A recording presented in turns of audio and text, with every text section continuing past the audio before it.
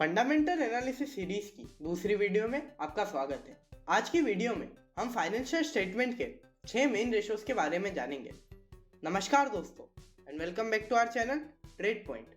हर ratio आपको अलग चीजें बताता है। कुछ आपको प्रॉफिटेबिलिटी के बारे में बताते हैं, कुछ आपको लिवरेज के बारे में बताते हैं और कुछ आपको टर्नओवर के बारे में बताते हैं। जिसमें पहला रेशो है ईपीएस यानी अर्निंग पर शेयर। ये बताता है कि अपने एक शेयर पर कंपनी कितना कमाकर दे रही है। ईपीएस एक प्रॉफिटेबिलिटी रेशो है जिसे देखना बहुत जरूरी है। ईपीएस की क्वालिटी होती है, ईपीएस को स्टेडी होना चाहिए। जिन कंपनीज की ईपीएस बहुत ज़्यादा अप्स एंड डाउन्स होती है, ऐसी कंपनीज में most of the investors invest करना पसंद नहीं करते हैं। ईपीएस की स्टेडी ग्रोथ बहुत जरूरी है। एब्सोल्यूट्स में इसे गेस कर पाना बहुत मुश्किल है। जब तक किसी पर्टिकुलर कंपनी के ईपीएस को उसकी कॉम्पिटिटर कंपनीज के साथ कंपेयर नहीं करते, तब तक ये नहीं पता चलता है कि जिस कंपनी में आप इन्वेस्ट करना चाहते हैं वह कंपनी ज़्यादा प्रॉफिटेबल है या उसके कॉम्पिटिटर्स। आप किसी इंडस्ट्री के साथ भी ईपीएस को कंपेयर कर सकते हैं। ईपीएस को पीई रेशो कैलकुलेट करने में भी यूज़ किया जाता है। पीई रेशो आपको किसी भी कंपनी के बहुत ही खास कैरेक्टरिस्टिक्स के बारे में बताता है। ईपीएस को निकालकर आप इसका यूज पीई रेशो निकालने में भी कर सकते हैं। ईपीएस कैलकुलेट करने के लिए net income plus extraordinary items divided by weighted average common stock of the company, इस फॉर्मूले का यूज किया जाता है। नेट इनकम का फिगर हमें कंपनी के प्रॉफिट एंड लॉस अकाउंट में से मिलता है और टोटल आउटस्टैंडिंग शेयर हमें कंपनी की बैलेंस शीट में से मिलते हैं।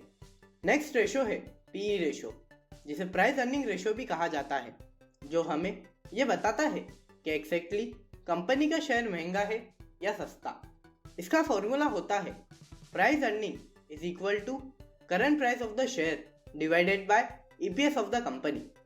पीई रेशो कंपनी की वैल्यूएशन को दर्शाता है। इसे हम इस तरीके से समझते हैं, अगर कंपनी का पीई रेशो 10 है और कंपनी 5 रुपये कमा रही है, इसका मतलब है कि कंपनी ओवर वैल्यूड है।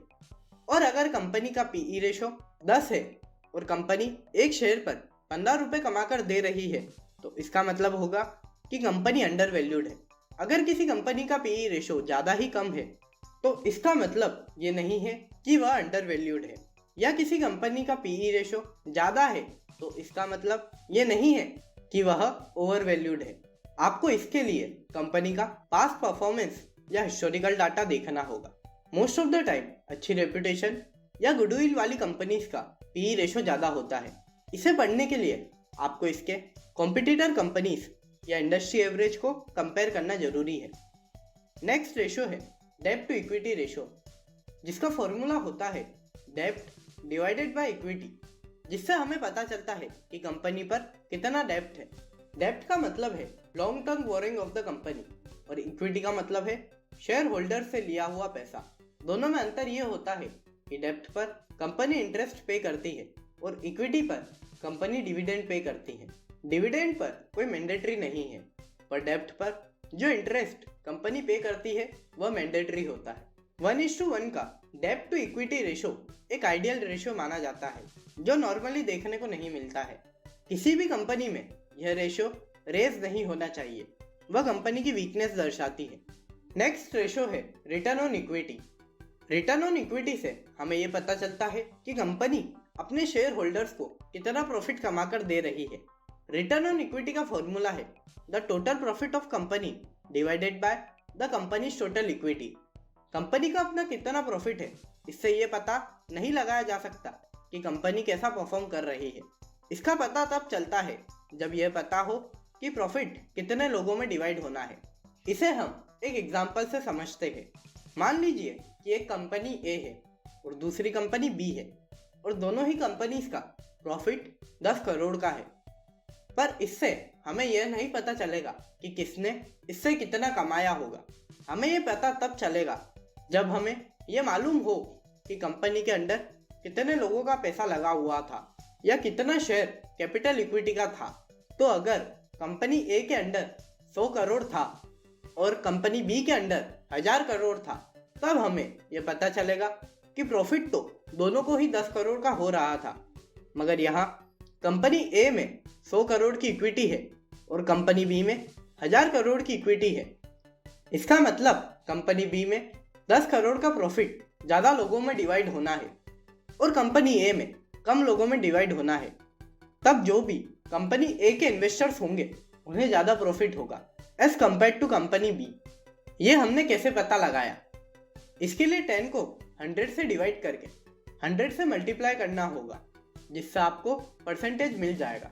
तो रिटर्न ऑन इक्विटी आपको ऊपरी तौर पर प्रॉफिटेबिलिटी के बारे में बताती है कि कंपनी कितने अच्छे से अपने रिसोर्सेज को यूज करके अपने शेयर होल्डर्स को प्रॉफिट कमाकर दे रही है। नेक्स्ट रेशो है price to book value ratio. ये हमें बताता है कि एक्चुअली कंपनी का जो शेयर है वह अंडर वैल्यूड है या ओवर वैल्यूड। इसका फॉर्मूला है price to book value equals to market value per share divided by the book value per share. इस रेशो से हमें यह पता चलता है कि अगर कंपनी बिक जाती है तो नेट एसेट्स शेयर होल्डर्स में डिवाइड हो जाते हैं। अगर आपको नहीं पता कि नेट एसेट्स क्या होते हैं तो आई बटन पर दी गई वीडियो को देख सकते हैं। सिर्फ किसी एक रेशो को देखकर आप किसी कंपनी का एनालिसिस नहीं कर सकते। इसके लिए आपको उस कंपनी के कॉम्पिटिटर्स और उस इंडस्ट्री की सिमिलर कंपनीज से कंपेयर करना जरूरी है। नेक्स्ट और आखिरी रेशो है करंट रेशो। इससे हमें पता चलता है कि कंपनी अपने शॉर्ट टर्म बोरोइंग को कैसे मैनेज कर रही है और शॉर्ट टर्म लाइबिलिटीज का भुगतान कर पा रही है या नहीं। इसका फॉर्मूला है current ratio equals to current asset divided by current liability. जैसा हमने पहले भी बताया कि सिर्फ किसी एक रेशो को देखकर आप किसी कंपनी का एनालिसिस नहीं कर सकते। इसके लिए आपको उस कंपनी के कॉम्पिटिटर्स और उस इंडस्ट्री की सिमिलर कंपनी से कंपेयर करना जरूरी है। और ऐसी ही स्टॉक मार्केट से रिलेटेड और नॉलेजेबल वीडियोस देखने के लिए हमारे चैनल ट्रेड पॉइंट को सब्सक्राइब करना ना भूलें। और अगर आपको ये वीडियो पसंद आई तो इस वीडियो पे अपने लाइक और कमेंट के साथ हमारा सपोर्ट करें और इस वीडियो को अपने फ्रेंड्स के साथ में शेयर करें। हम जल्दी ही मिलेंगे अगली वीडियो में। Thank you for watching. Have a good day.